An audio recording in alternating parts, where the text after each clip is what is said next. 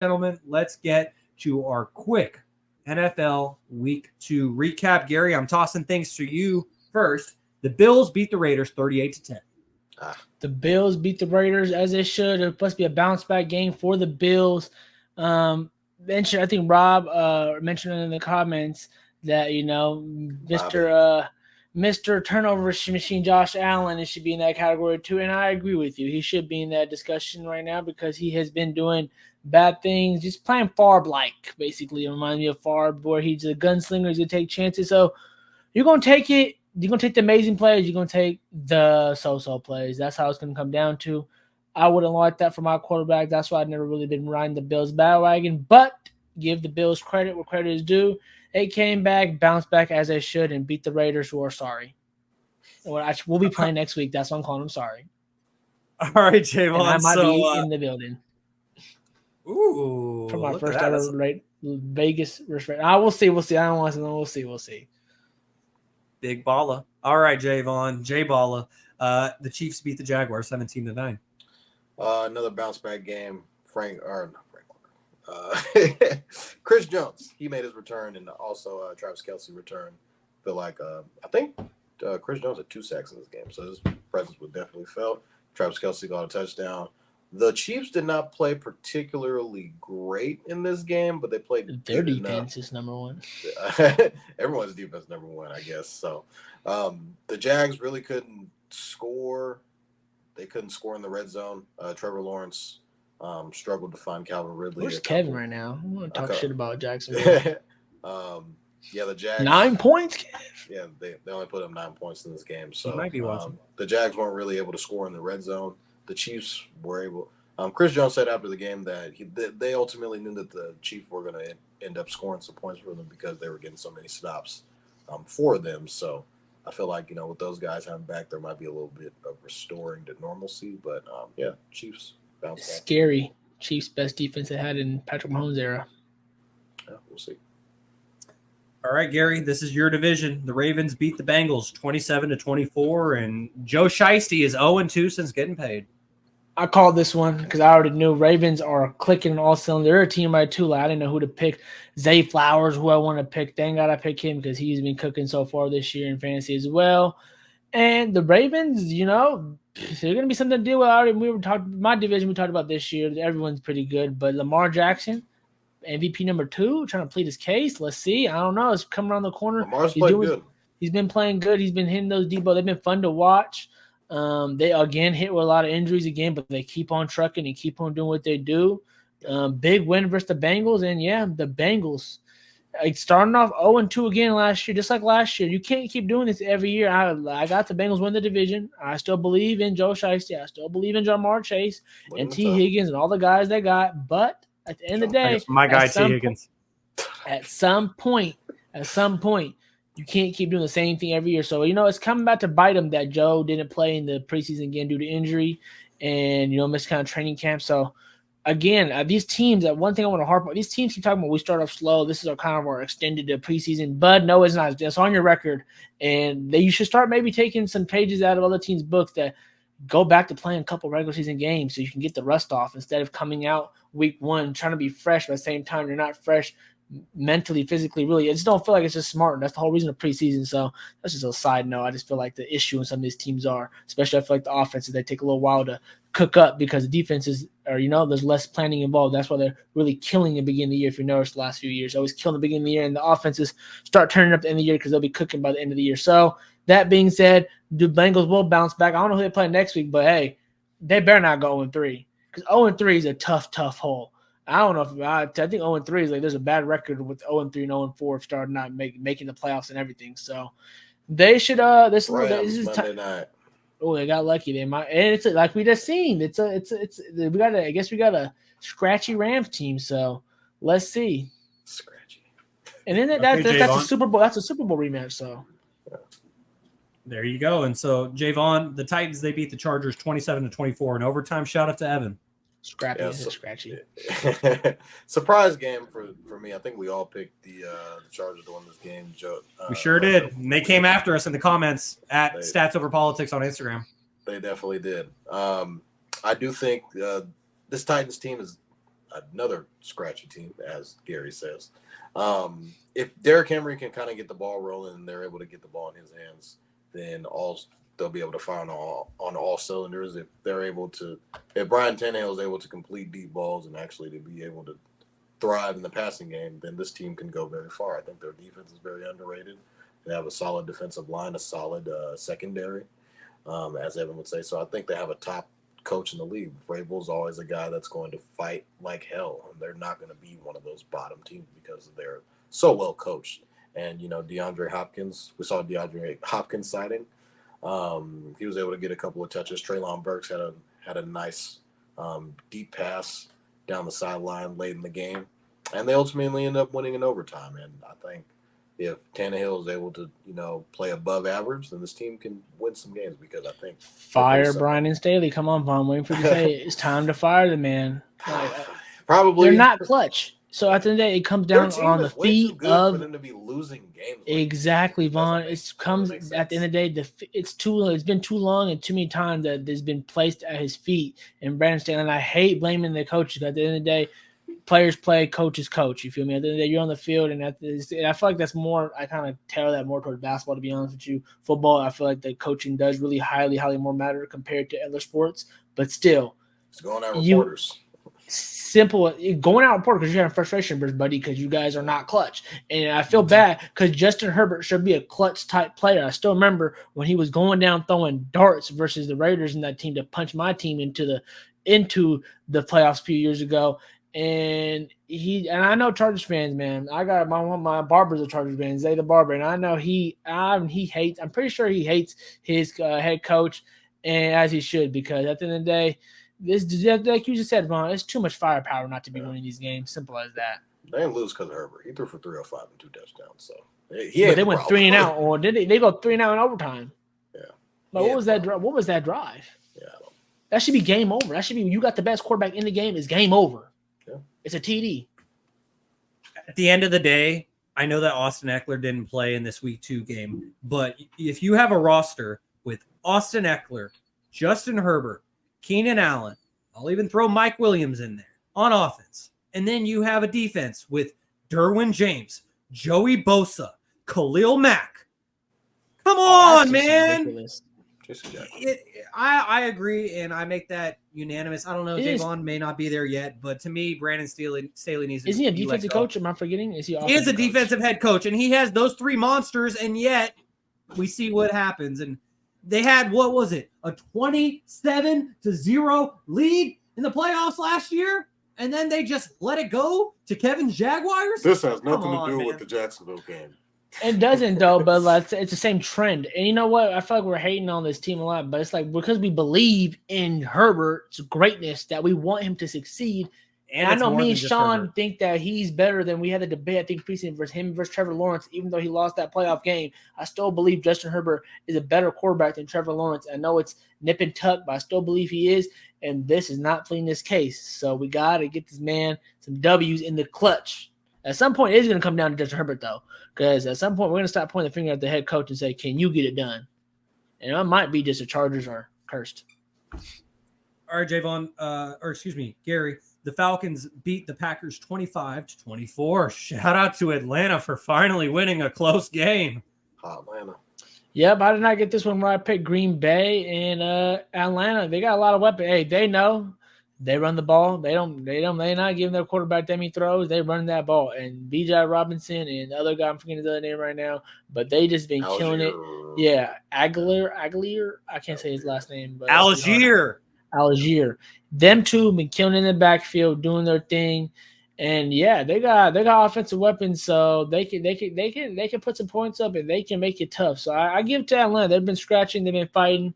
I'm pretty sure they got a new head coach this year, right? So they're trying to turn around. So this is a good win for them because I bet you it's one of the teams this year that where we would have probably predicted that wouldn't win too many games. So yeah, they're a little scratchy. You know who else is scratchy? It's the Lions who lost to the Seahawks in overtime. The Seahawks beat the Lions 37-31 in overtime. It pains my heart to say that, but shout out to Manny. What did you think of it, Jaevon? Yeah, shout out to my boy Kyle, who gave me a ride yesterday from Sophia's dad's house. But he's a Seahawks fan. And Yeah, he was telling me, I was like, you guys won today? He was like, yeah, Gino threw a walk-off. I was like, oh, Gino started. He's not writing back yet. He ain't wrote back. Yeah, the Seahawks team is very scratchy, as as Garry would say. But I think a lot of people wanted to just say That's the word of the day. The word of the night. I think a lot of people were starting to anoint this Lions team. Oh, we beat the Chiefs, defending Super Bowl champs. We're coming for the league, and everyone's wearing ski masks and this, that, and the third. And they kind of, looked. It's a trap game.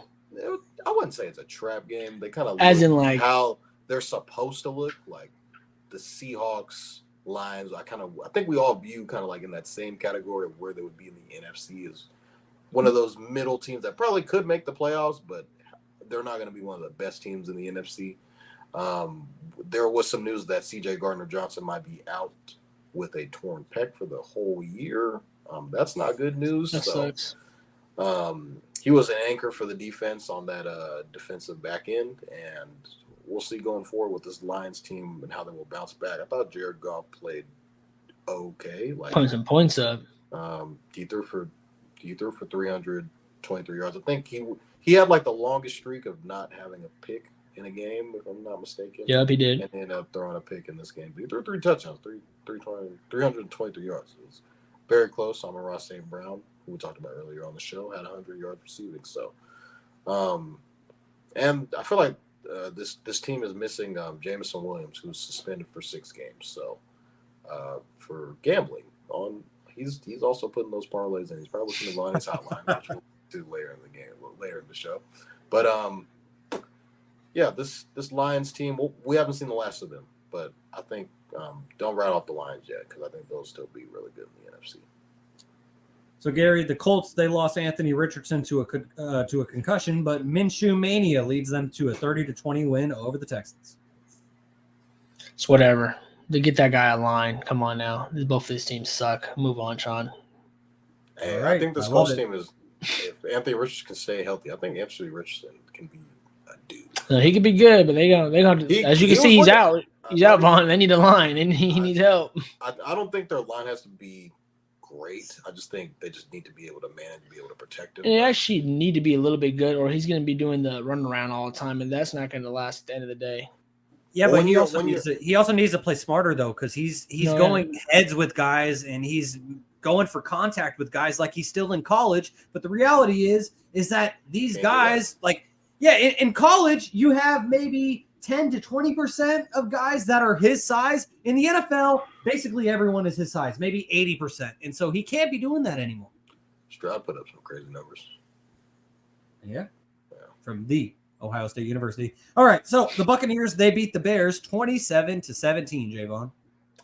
Baker Mayfield is playing well. He's been looking good. They're Baker Mayfield. They're tied for first in their division. They're 2-0. I don't know. Kev doesn't want to hear, but they're going to give them fits on Monday night. Definitely look out for that. I don't know if that game is in. It's in Tampa. It's in Tampa, so it's a road game. Could be a trap game for the Eagles. They could look past this game and be like, "Hey, this is the Bucs. This isn't the same old Bucs." Even with Tom Brady, I think Mike Evans had like a streak where he didn't score a touchdown. It was like 11 games where Mike Evans didn't score a touchdown back-to-back weeks. Mike Evans has a touchdown. We had a factor cap earlier in, I don't know which episode it was. It was said, will Mike Evans not, will he will he not have 1,000 yards this year? I think we all said cap, if I'm not mistaken. He's looking like he's on pace to keep that streak alive. So this Bucs team could be very sneaky, could be a team that kind of backdoors their way into the playoffs if they keep playing the way that they're playing. And, yeah, Baker Mayfield has been how long, Baker? We'll see. This is the number 1 overall pick for a reason. Let's just say that. He was the number 1 overall pick at one point. That bounced around, didn't he? But then you can say, Jameis Winston was number 1 overall pick at one point in time, this, that, and the third, Johnny, all these other guys. So Baker's been playing good. I think I'm a lot higher on him than a lot more people are. I said you should pick him up in fantasy because he's been putting up numbers. So, yeah, Bucs are for real, I think. All right, so Jaevon, I'm gonna toss this back to you just because this is a division rival and the team that we being 49ers fans are gonna see on Thursday night as the Giants beat the Cardinals 31-28 in Arizona. Could the Cardinals be a scratchy team as well too? I'm not sure. I picked them to win. They're gonna be scratching for Caleb Williams, is what they're doing. But they've been fighting this week, I'm not gonna lie. I picked them to win just because I think it was a home game. The Giants were coming off a loss, and for the first 2.5, 3 quarters, I looked like a fortune teller, and then the Giants kind of went on a run. Saquon went berserk. Who ultimately did get hurt in this game with a high ankle sprain out for multiple weeks, I think up to 4 weeks, if I'm not mistaken. Daniel Jones, Shaun fleeced me for Daniel Jones, and he played very well. Suddenly you love Daniel Jones? Okay. I love him, but he put up numbers in this game, so now it looks like it was a terrible. You made this trade after week 1 too, Vaughn. Let's remember that. That was a rookie mistake on you. We actually confirmed the trade during the Steelers and 49ers game before you got there. Yeah. We were discussing and all that. You could have easily retracted. Yeah, but Daniel Jones played well in this game. Vanilla Big, as Shaun likes to call him. They made enough plays to come out on top of a team that's going to be picking number 1 overall. So I don't know what you want to take away from this game, but Saquon Barkley got hurt. That's probably the takeaway of the game. Is he's the best player on either of these teams, and he's probably going to be out for the next 4 games probably. Well, Garry, the Commanders, they beat the Broncos 35-32. God. Thank you. Oh, the Commanders. So, you know what? Denver is pretty much season on the line next week. Season on the line. They're not a type of team that I feel like they can make a miraculous run, especially the way Russell Wilson's been playing, especially how Sean Payton's basically been throwing them under the bus that he might need. What do you call it? The quarterback wristband, basically. And we need to get out the huddle quick. He's basically throwing dish shots at Russ right in his face after he was trying to hate each other. Yeah, basically. And at the beginning of the year, he was basically like, "Oh yeah, I love Russell Wilson. It wasn't his fault. The coach was horrible here. Everything here was pretty shitty." Well, yeah, that guy was part of the shit too. So it's like, I'm kind of sad to see this because, to be honest, I was a Russell Wilson fan. I wanted him to maybe get one MVP. I thought it was back in that first half. It looked like he was old Russell Wilson. Yeah. Man, he was knocking at the door last few years. I always wanted him to win the MVP, especially the last few years because he was always knocking on that door. But he never ever got it. He probably never will. And it's so funny because he got so many years on this contract that extended him last year. Hasn't even started with his new money even coming in yet. So like you said, Vaughn, let's see what Sean Payton's probably have to deal with this problem, I guess. I don't know what else he's going to have to do unless he wants to. I don't know. I just don't think the cap situation stuff, I don't think they could do anything with him. So they're going to be stuck with Russell Wilson for a little bit. So hopefully they could turn it around. They're just playing sloppy, and they should be beating these type of teams if what type of offense and defense they got on this. They got some good weapons on this defense and offense. So they just really should be way better than they are, and they're just not. So give credit to Washington. Eric Bieniemy, they were always talking how he wasn't calling plays in KC and things of that nature. Now look what he's doing. He scored 35 points. He's making this Washington Commanders offense team look good, helping them get W. So give respect to respect's due. Yeah. The one thing I will say about this game is that the Broncos almost tied it like at the buzzer on the wildest Hail Mary I have probably ever seen. Like, Garry, if you didn't see this play, look it up because it was nuts. Russ just threw that shit up. It bounced off of one Broncos' hands, bounced off a Commander's hands, bounced off another Commander, and into a Broncos receiver's hands in the end zone. I couldn't believe 2-point conversion, nope. Yeah, and then on the 2-point conversion, there was pass interference potentially, but what I saw is the pocket not the pocket, but the line completely opened up on the left side. He could have ran. Russ of old could have just ran that bitch in those 2 yards. Instead, we did to you guys many times. Exactly. That's exactly. I have PTSD from so many years of it, and when I saw that opportunity right there for him, and he doesn't do it, I'm just like, all right, Russ lost them the game. And in regard to Sean Payton, they're going to continue. He's missing that magic, man. He's just missing that magic to him. Sad to see. He's missing that magic. It's gone. Yeah. Well, yeah. Maybe Russ that magic was. What do you call it? Maybe it was that Legion of Boom, I guess. If they're looking like Sherman, all them talking about, they're all basically saying it was Legion of Boom that carried him, and now it's looking it's looking like, man, bro, you shouldn't just retired after Seattle and just would have became a Hall of Fame with a bowl, went to 2. You know what I'm saying? Now it's starting to taint the legacy towards the end, which is not a good look. So I'm trying to turn it around, Bucko. Turn it around. We believe in you. Well, I believe. I hope I do. I'm trying to believe. All right. So, Gary, final game, the other one for Monday night before we close things out with Vonnie's Hotline. And this is going to probably be the longest episode that we've had in a long time. But in my opinion, it's been a great one. And we really appreciate Damon Barling for joining us tonight. So, Gary, I mean, do you have any thoughts on the Saints beating the Panthers 20-17, or should we keep it moving? Yeah, I watched it. I liked Derek Carr, man. He's been putting up W's. I'm glad to see it. Jaevon said, man. And like the New Orleans is, they're doing good. He's always been a nice, solid quarterback. I feel like just tainted because of just the Raiders being the Raiders. What else? The Raiders just dysfunction in general with all the things they went with Gruden and all the things they did the last few years while he was there. And he was probably the only solid piece they always had. I know he wasn't magical over the top great to take him over the hump to clean the deficiencies, but a team like this where they got some weapons on offense like Agave and things of that nature, and just they had a great pass down the sideline to basically seal the deal, and he could still make those throws, and they got a good team around him, and the Saints are looking like a solid team that can make some noise just because the division sucks. So they're going to stamp their ticket to the playoffs. And once you get in the dance, let's see what you happy. You got a veteran QB, you got some offensive weapons, and shit, in the playoffs, anything can happen. So that's what I think about the Saints so far. It's a good look for them so far. It's a good look to the future.